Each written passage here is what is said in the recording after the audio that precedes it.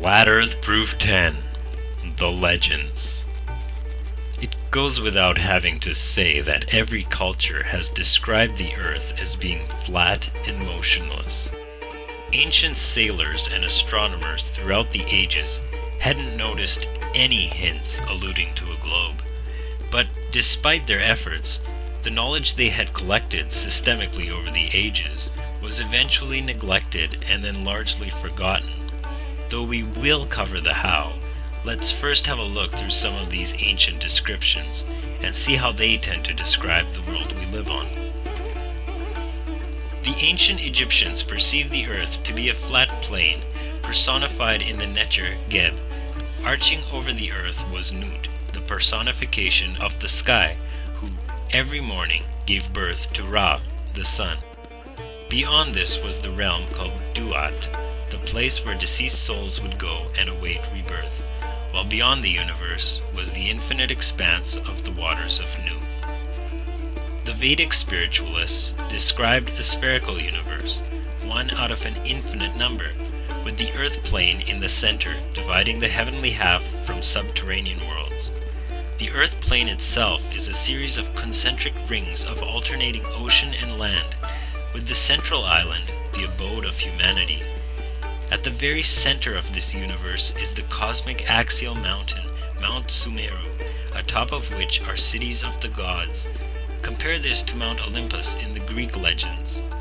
Further in Vedic cosmology, the sun, moon, and planets all have their orbits in layers above the flat plane revolving around the central pole star, above which is the abode of the Creator. Another ancient worldview is that of the ancient Scandinavians, who, according to the sagas, saw humans as inhabiting Midgard, the most central of many worlds.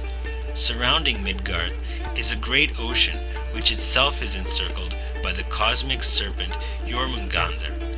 In the center of Midgard stands Yggdrasil, the cosmic tree whose branches connect the world of Midgard to other worlds of fire, ice, giants, and elves, with its roots reaching into the netherworlds, and its upper branches reaching high into the heavenly worlds, and Asgard, where Valhalla is, while Sol the sun and Mani the moon forever chase each other over and around Midgard. One detailed description of the chase between sun and moon is exemplified in the fable of the tortoise and the hare, in which the hare, who represents the sun, starts the race out arrogant and speedily, overtaking the tortoise as the sun does the moon during the northern summer months, then slowing down in the winter when the steady-paced moon once again overtakes the sun in orbit. The paths of the sun and moon above the flat disk earth, as well as lunar phases, were encoded in the Chinese yin-yang symbol. The ancient Mesopotamians also believed in a flat disk earth, which the surviving Babylonian account describes as having been formed from half the slain body of Tiamat, the primordial chaos, with the other half of her body being stretched out to form the skies and the netherworld, where all souls went to await after death. Situated above the pole star was the throne of the gods, and whilst the entire earth was surrounded by a salt ocean, a ridge of high mountains encircling the edge kept the waters from overflowing. Following Abraham out of Mesopotamia, all Abrahamic religions follow in describing the world as being fashioned in 6 days of evening and morning, and being fixed and immovable. The Hebrew cosmology describes the sun and moon as being set in the sky, and beneath the earth was the realm of Sheol, where deceased souls await in silence. Here are just some selections in regard to the nature of the cosmos, translated directly from the Hebrew texts. He encircles a boundary upon the face of the waters, unto the end of light and darkness. Who founded the earth upon her foundations, she shall not totter forever and ever.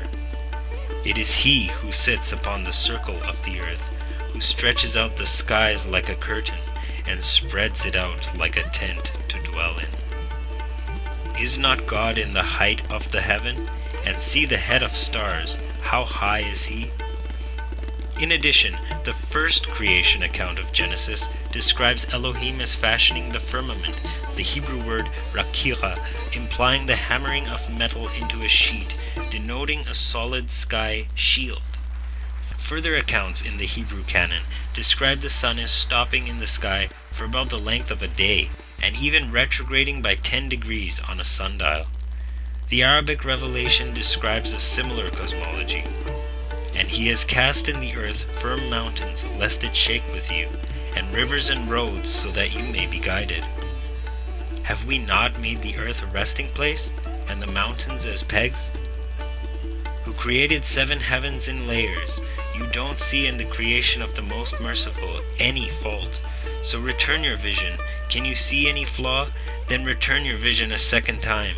Your vision will return to you humbled when fatigued.